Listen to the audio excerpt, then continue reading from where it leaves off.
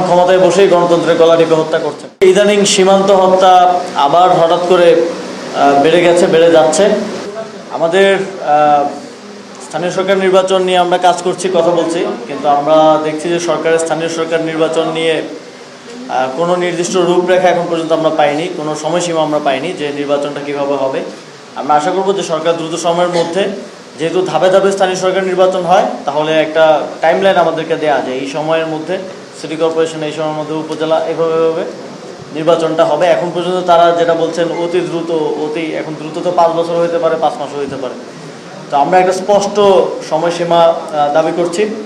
আমরা দেখছি যে যাদেরকে প্রশাসক হিসেবে বসানো হয়েছে তারা প্রশাসকের পদে বসে থেকে ভোট চাচ্ছেন, এবং সিটি কর্পোরেশনের প্রশাসকের কাজ নগরকে পরিষ্কার পরিচ্ছন্ন রাখা, কিন্তু তারা পোস্টার দিয়ে পুরো নগরের সকল দেয়াল ভরে ফেলেছেন।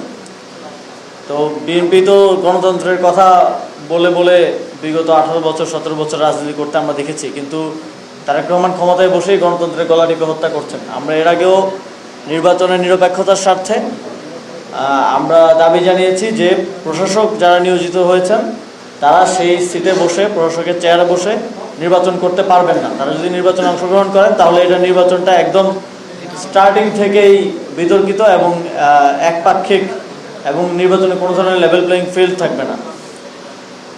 আমরা দেখছি যে দেশে হামের যেই প্রকোপ সেটা দিনকে দিন বেড়েই যাচ্ছে।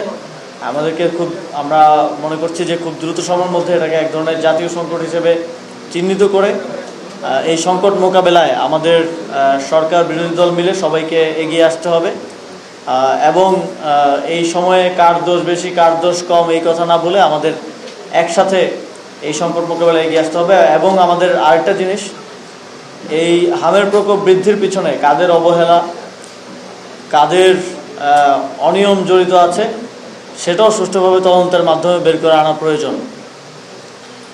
আমরা দেখছি যে দেশে আইন শৃঙ্খলার পরিস্থিতির অবনতি হচ্ছে। আমরা বিগত অন্তর্বর্তী সরকারের সময় বারবার শুনেছি যে নির্বাচিত সরকার আসলে সব সমস্যার সমাধান হয়ে যাবে, আইন শৃঙ্খলা পরিস্থিতি অনেক উন্নত হবে। আমরা বর্তমান সরকার আসার পর স্বরাষ্ট্রমন্ত্রী থেকে বারবার শুনি যে কোনো মব চলবে না, আইন শৃঙ্খলা পরিস্থিতি খুব ভালো আছে, কিন্তু মাঠের পরিস্থিতি ভিন্ন। জনগণের নিরাপত্তা এক ধরনের শঙ্কা তৈরি হয়েছে, এবং আমরা বিভিন্ন ধরনের আইন শৃঙ্খলার পরিস্থিতি যে ব্যাহত হচ্ছে সেটার বিভিন্ন ইনস্ট্যান্স আমরা সারা দেশে দেখতে পাচ্ছি। আমরা দেখছি যে ইদানিং সীমান্ত হত্যা আবার হঠাৎ করে বেড়ে যাচ্ছে। এটা একটা কনসার্নের বিষয়। আমরা আশা করি যে সরকার সীমান্ত হত্যা রোধে শক্তিশালী ডিপ্লোম্যাটিক অবস্থান নেবে, এবং এজন্য ভারত সরকারের কাছে এটা প্রশ্ন রাখবে, এবং ভারতের যে বাংলাদেশে রাষ্ট্রদূত আছেন তাকে ডেকে নিয়ে সরকার জবাবদিহিতা চাইবে যে এই সীমান্ত হত্যা কেন বাড়ছে। আমরা আমাদের দেশের নাগরিকদের নিরাপত্তাটাই সর্বাগ্রে দেখতে চাই। এই যে সরকার সবার আগে বাংলাদেশ বলে, কিন্তু সীমান্ত হত্যার ব্যাপারে কোনো কথা যখন সরকার বলে না, কোনো কূটনৈতিক পদক্ষেপ নেয় না, তখন আমাদের মনে হয় যে আসলে সবার আগে তো বাংলাদেশ, সেটা তাদের মুখের বলি, কাজের ক্ষেত্রে সেটা আমরা দেখতে পাই না।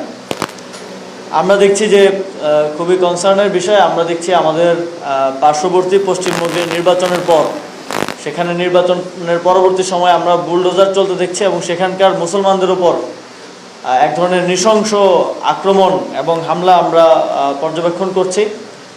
আমরা আমাদের বিভিন্ন গণতান্ত্রিক লড়াইয়ে আমাদের ভারতেরও বিভিন্ন অংশের জনগণকে আমাদের পাশে পেয়েছি। আমরা বিশেষ করে পশ্চিমবঙ্গের অনেকে আমাদের গণতান্ত্রিক লড়াইয়ে বিভিন্ন সময় আমাদের পাশে তাদের বিবৃতি বক্তব্যের মাধ্যমে তাদের সংহতি প্রকাশ করেছেন। আমরাও যখন এনআরসি সিএ আইন করা হয়, পশ্চিমবঙ্গে যখন আন্দোলন হয়, জেএনইউতে যখন আন্দোলন হয়, আমরা তাদেরকে সমর্থন জানিয়েছি।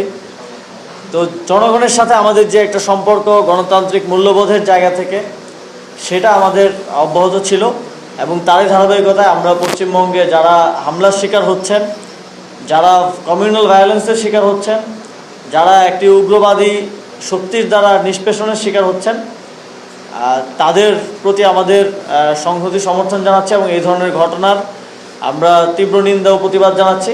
এবং আমরা ইন্টারন্যাশনাল কমিউনিটির কাছেও আহ্বান জানাতে চাই যে আপনারা এই যে হিউম্যান রাইটস ভায়োলেশন হচ্ছে, এটা নিয়ে আরও সচেতনতা প্রয়োজন।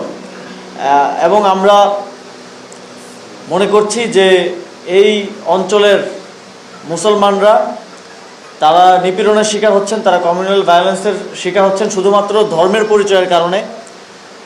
এবং এই আধুনিক বিশ্বে এটা এক ধরনের প্রাচীন বর্বরতার মতো একটা দৃশ্য হয়ে ফুটে উঠছে। এবং আমরা শুনছি যে আসামের যিনি মুখ্যমন্ত্রী তিনি বলেছেন যে তিনি একটা রাষ্ট্রীয় সাংবিধানিক পদে বসে তিনি বলছেন যে তারা রাতের অন্ধকারে সেখানকার যাদেরকে তাদের সন্দেহ হয় যে তাদের নাগরিক না, তাদেরকে বাংলাদেশে পুশব্যাক করেন। এটা অত্যন্ত গর্হিত একটা বক্তব্য, অত্যন্ত সেন্সিটিভ একটা বক্তব্য। একজন যিনি দায়িত্বে বসে থেকে বলছেন যে তারা ইলিগালি পুশব্যাক করেন বাংলাদেশে। কিন্তু এটা নিয়ে আমরা দেখছি যে বাংলাদেশের সরকারের কোনো স্পষ্ট বক্তব্য কিন্তু আমরা পাই নাই। আমরা বাংলাদেশের এই বর্তমান সরকারের সময়টা খুব কম হলেও আমরা বারবার দেখছি কূটনৈতিক ক্ষেত্রে তারা অবস্থান নিতে ব্যর্থতার পরিচয় দিচ্ছেন। এবং আমরা এবারই প্রথমবারের মতো হয়তো দেখলাম যে বাংলাদেশ